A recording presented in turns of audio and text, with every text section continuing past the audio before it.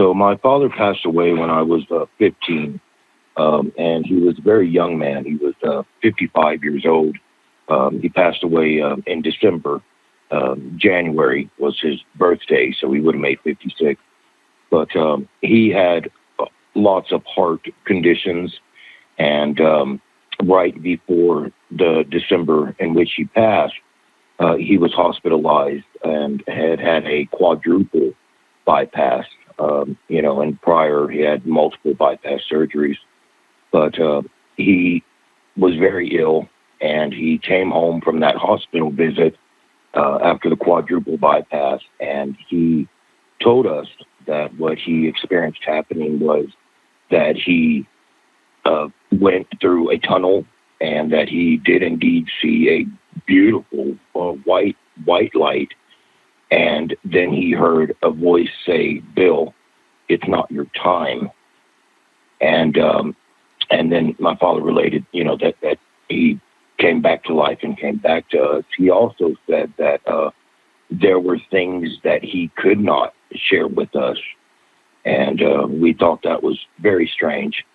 But so when he got home, Christmas was about a week away, and when he got home, he said that he wanted a real live Christmas tree.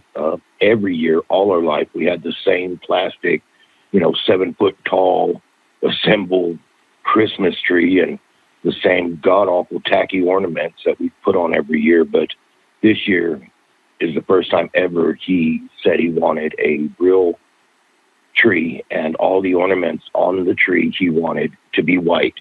He didn't want colored lights. He just wanted white lights with white ornaments and a real tree. And we were a fairly large family, so, we were on a budget, and we reused everything we could. So having the expense of, doing these things that he was very adamant about was just something we weren't accustomed to. So we did this, and, shortly after after Christmas, about a week after, my dad did pass. But other things that I thought were very surprisingly interesting is that when he passed, and during the funeral service and arrangements, we had a family dog as the outside dog. Everybody, of course, was stricken with grief and emotional. I had went outside to the back porch, and I called our dog to come to us. So we lived in Texas, so it was hot, and dogs will dig, in spaces to cool their bodies. Well, our dog wouldn't come to us or come to me.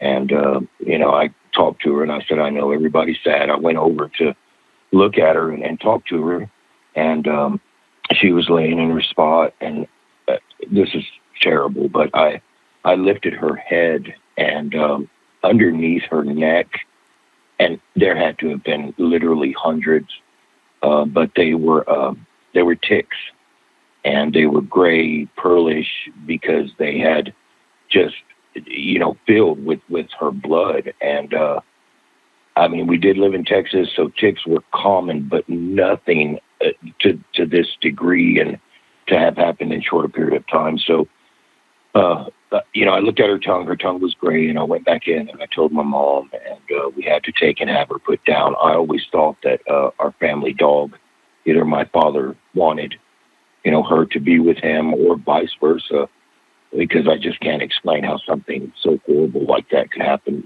so quickly. And then lastly, when I was sitting with my mom, and she was going through some of my father's things very recently after he had passed, my father always carried a notepad in his pocket. He was a chauffeur, but he kept notes. And sitting next to Mom in the other recliner, she dropped this notepad, and she ran down the hallway, and I'm like, "Mom, what is wrong?" And so I looked at what she had dropped, and his little daily calendar notepad, on the day that he actually passed, he had written Joyce, which was her name, take care of our kids. So I don't know if he had a premonition, or he knew that something was coming, and all these things, just putting them together, I just found very, very, very interesting, and how that information, how it came about. Um, so that's kind of what I wanted to share, and my father's, near death experience, and just add to, the other people that have stated very similar things. Because I do believe, there is something else out there, and I think he was shown things when he was in that light period, and I don't believe he would have been able to have passed not knowing that all of us, his family, his kids would be okay. So I'm sure he was reassured, or I'd like to think he was of that.